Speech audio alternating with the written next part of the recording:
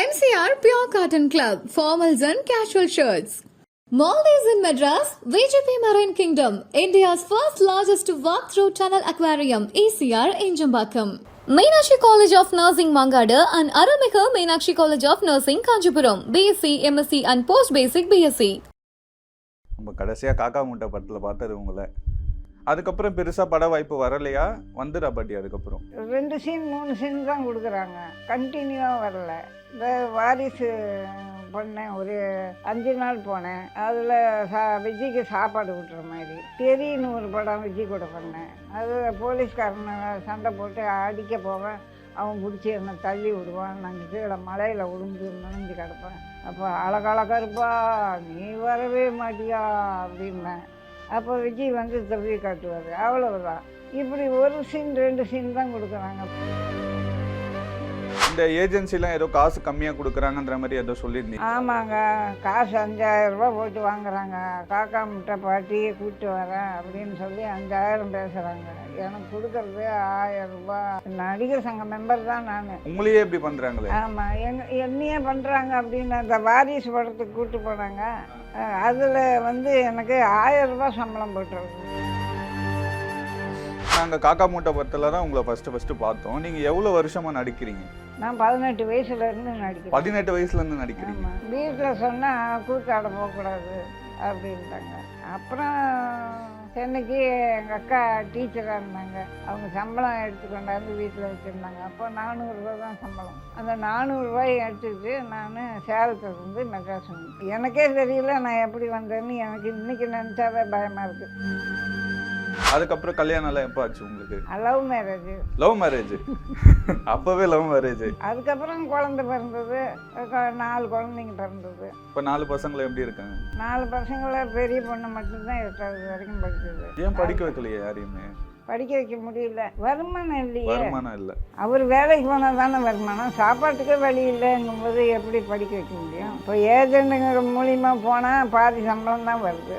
சீரியலுக்கு போனாலும் 700 ரூபா 800 ரூபா தான் கொடுக்குறாங்க. 700 ரூபா 800 ரூபாய்க்கு மேலே நான் வாங்குறதே இல்லை.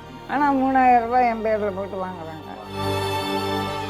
இப்போ விஜய் சார் கூட நடிக்க சொல்ல எப்படி இருந்துச்சு உங்களுக்கு? ஏன்னா வணக்கம் தம்பி அப்படின்னா, வணக்கம் அப்படின்னா. விஜய் சேதுபதி நல்லா பேசுவார். விஜய் சேதுபதி நல்லா பேசுவார். 1 பவுன் தங்கம் கொடுத்தாரு எனக்கு. உங்களோட பெரிய ஆசனை என்ன பாட்டி? ஆசையெல்லாம் ஒன்றும் இல்லை. ஷூட்டிங் போனால் காசு ஒழுங்காக கொடுத்தாங்கன்னா போதும், அதே எல்லாருக்கும் நன்றி. எனக்கு ஒரு ஹவுசிங் போர்டு வீடு யாராவது வாங்கி கொடுத்தாங்கன்னா அவங்களுக்கு ரொம்ப ரொம்ப நன்றி. ஏன்னா ரொம்ப கஷ்டப்படுறாங்க.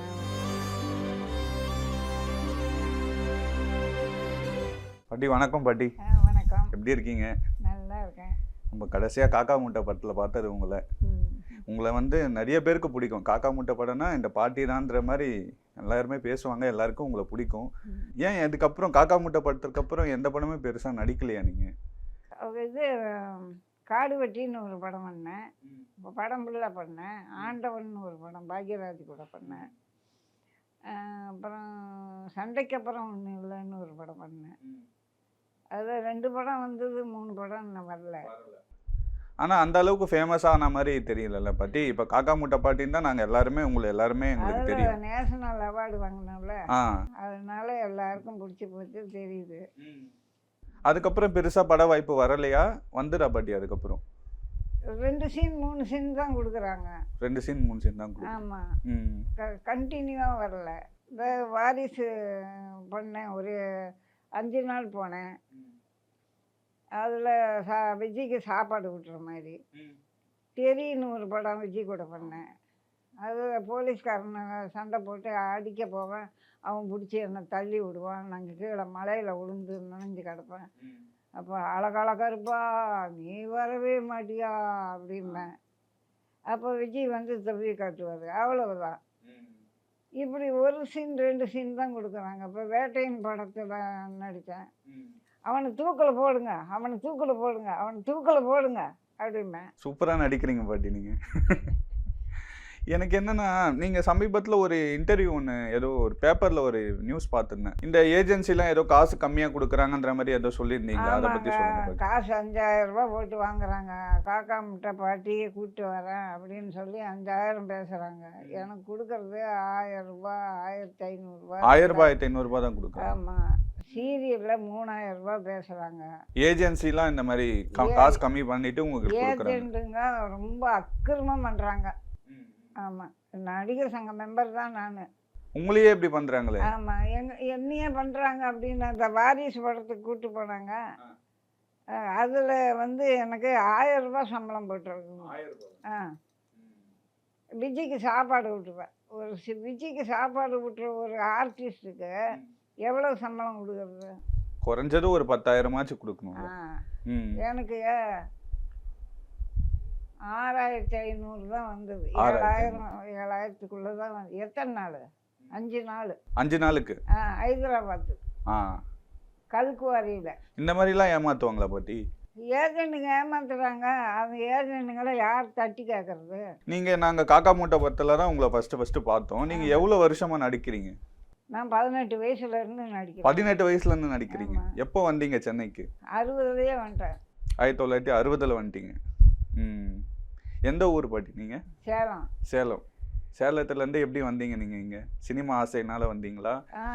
ரசிகன் சிம்மானை பார்த்து எங்கள் பள்ளிக்கூடத்தில் டான்ஸ் ஆடிட்டுருக்கேன். அதை பார்த்து நான் டான்ஸ் ஆடினேன். அவங்க ஆடினதை விட நான் ஆடினது நல்லா இருந்தது. நீ சினிமாவுக்கு போகலாம்ல அப்படின்னு வெறுப்பேற்றி விட்டாங்க. அதுலேருந்து எனக்கு சினிமா. அப்போ மலைக்காலன் படம் ரிலீஸ் ஆகிருந்துச்சு. பெண் ரிலீஸ் ஆகிருந்துச்சு. இதெல்லாம் பார்த்து எனக்கு ஆசை வந்துருச்சு. அதெல்லாம் பார்த்து ஆசை வந்துச்சு. உங்க வீட்டில் சொன்னீங்களா அம்மா அப்பா கிட்ட? சொன்னால் கூத்தாட போகக்கூடாது அப்படின்ட்டாங்க. அதனால அப்புறம் எப்படி வந்தீங்க சென்னைக்கு? அப்புறம் சென்னைக்கு எங்கள் அக்கா டீச்சராக இருந்தாங்க.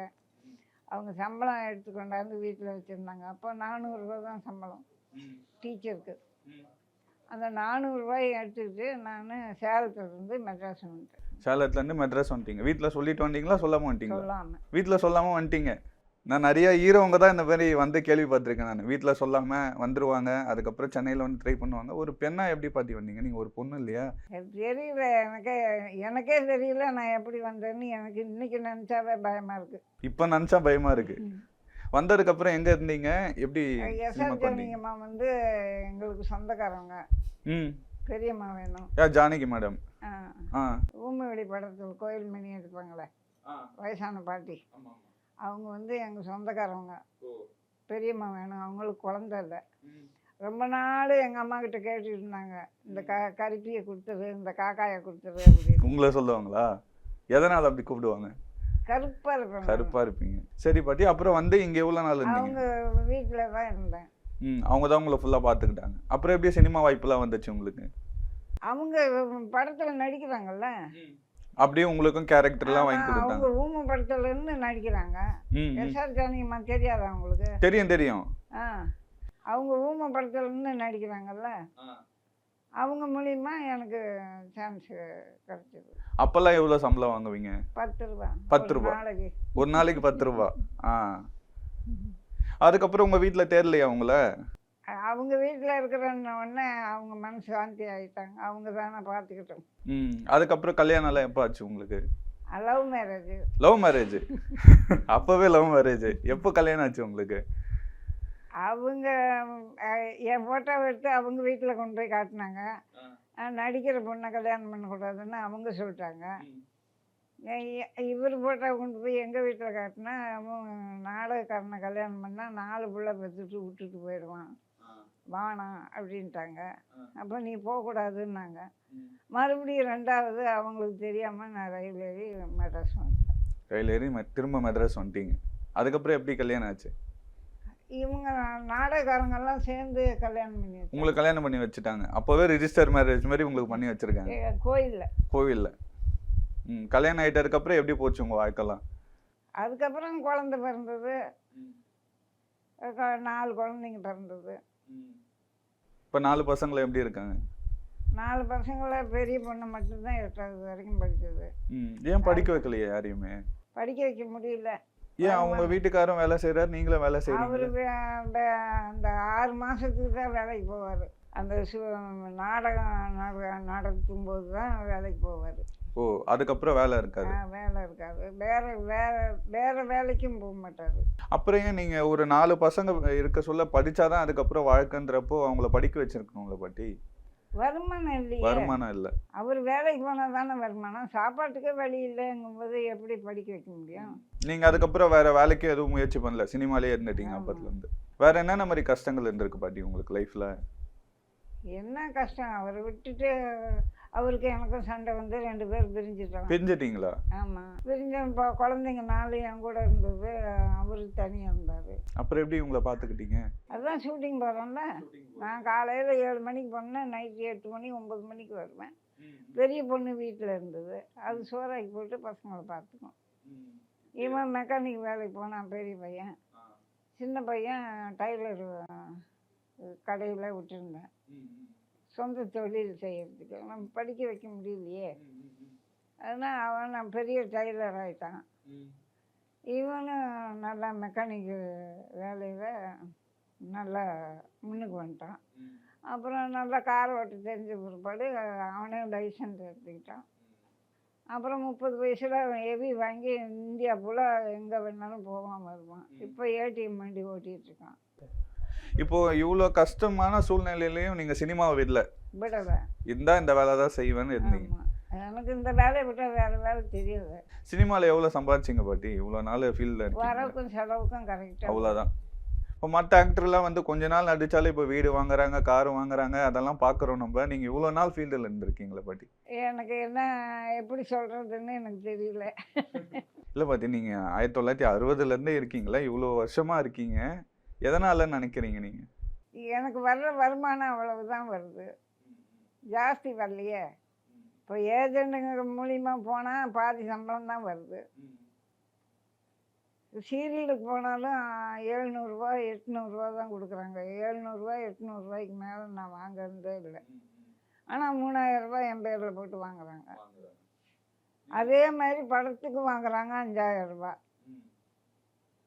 இந்த வாரிசு படத்தில் விஜய்க்கு சாப்பாடு விட்டுற கேரக்டர் பண்ணுறேன், அதுக்கு எவ்வளோ சம்பளம் கொடுக்கலாம் நீங்களே சொல்லுங்கள். எனக்கு 6500, 5 நாளைக்கு 6500 தான் வந்தது.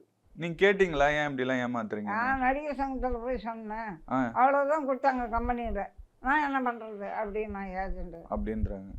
ஒரு வயசானவங்க கூட பார்க்காம ஏமாத்துறாங்க. நீங்கள் யார் யார் கூடலாம் நடிச்சிருக்கீங்க பாட்டி? பெரிய பெரிய ஆக்டர் நடிச்சிட்டேன். யார் யார் கூட?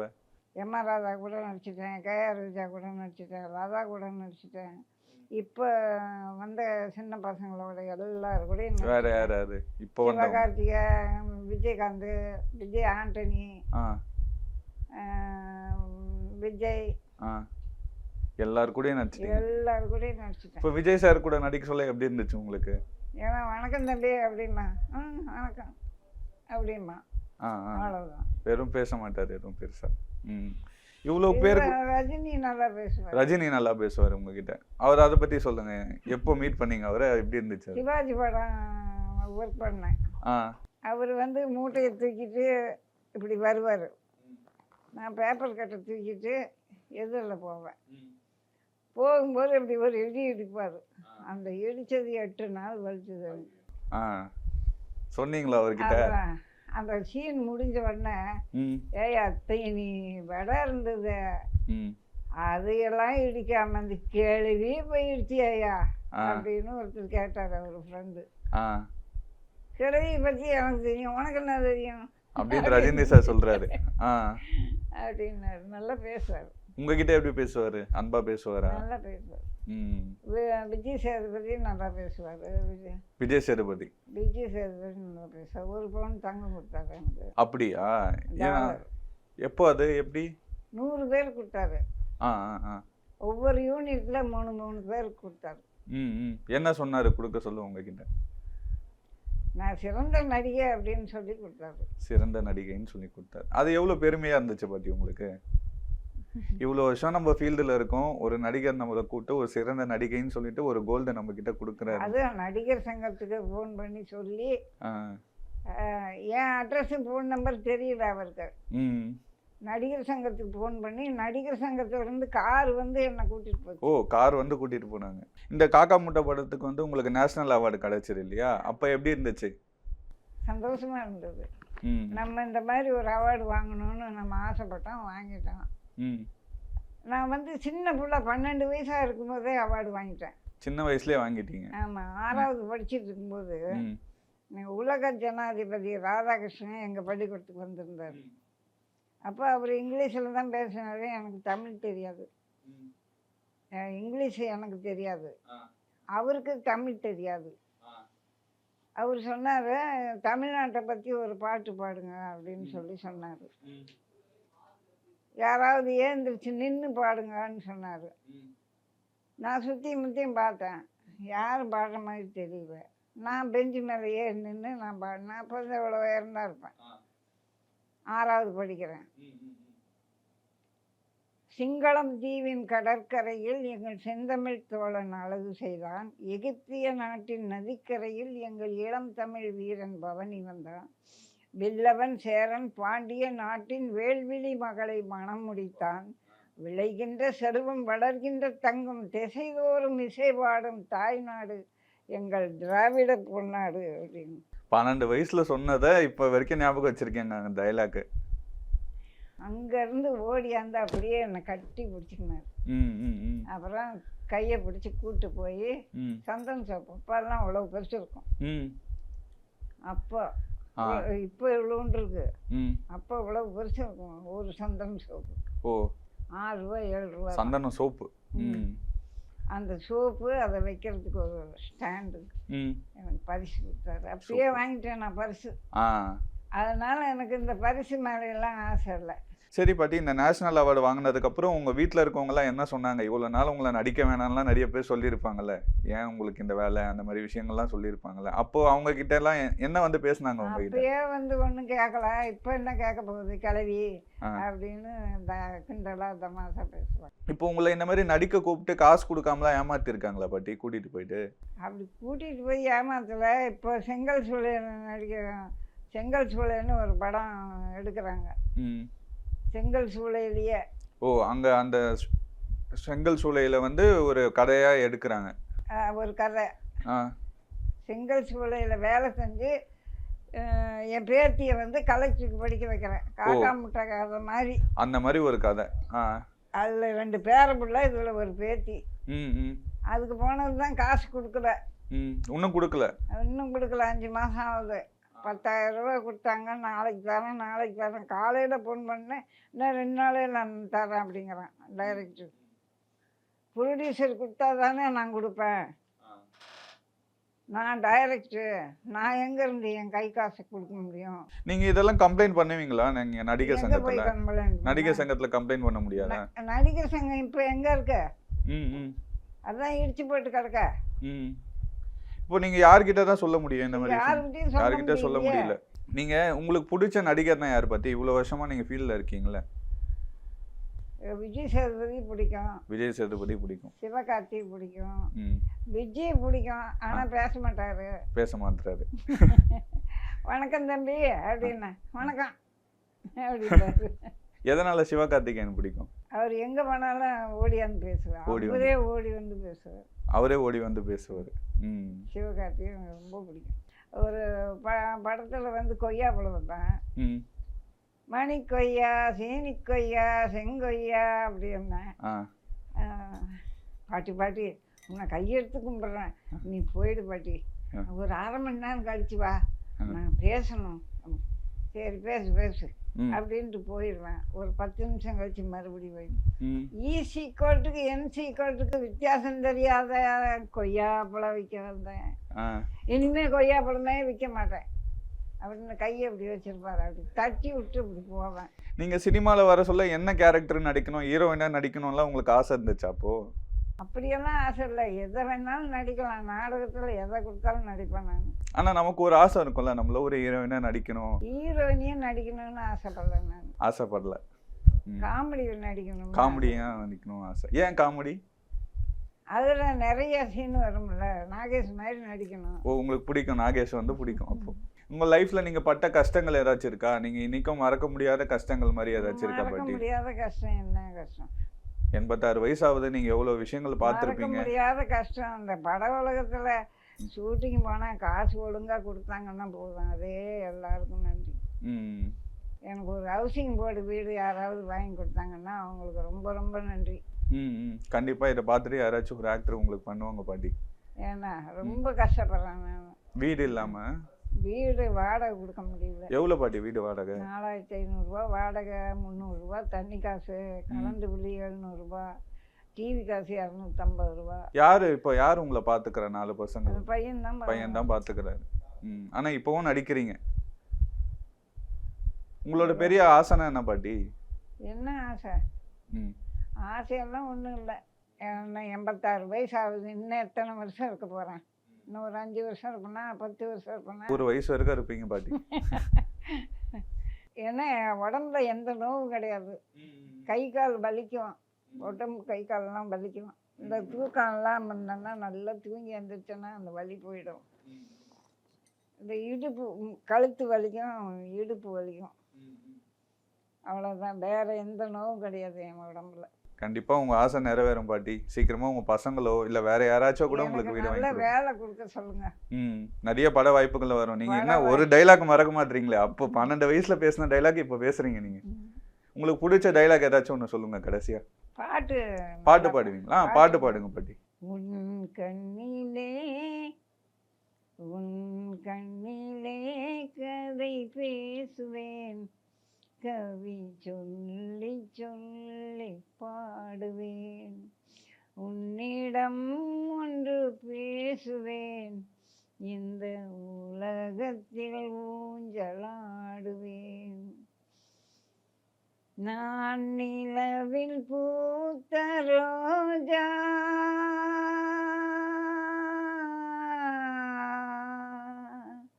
நான் நிலவில் பூத்த ரோஜா, நீ மண்ணில் தெரியும் ராஜா, விண்ணுக்கும் மண்ணுக்கும் தூரம், இன்னும் எத்தனை நாளோ ராஜா, உன் கண்ணிலே நான் அள்ளி குலத்தின் ராணி, நீ என்னை பேணிவாணி, சொல்லி தெரிவதானி, என் கண்ணை கொஞ்சம் கவனி, உன்னிடம் ஒன்று பேசுவேன், இந்த உலகத்தில் ஊஞ்சலாடுவேன். சூப்பர் பாட்டி, சூப்பரா பாடுறீங்களே. ரொம்ப நன்றி பாட்டி. நிறைய விஷயங்கள் சொன்னீங்க உங்க லைஃப்ல இருந்து. சீக்கிரமா உங்க ஆசை எல்லாமே நிறைவேறும். நீங்க நிறைய படங்கள் நடிக்கணும் பாட்டி. ரொம்ப நன்றி. ரொம்ப ரொம்ப நன்றி. எனக்கு பட உலக வாய்ப்பு வரணும்.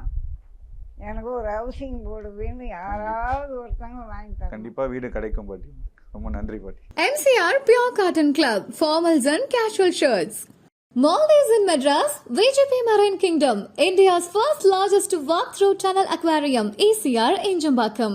Meenakshi College of Nursing Mangadu and Arumika Meenakshi College of Nursing Kanchipuram, BSc, MSc and Post Basic BSc.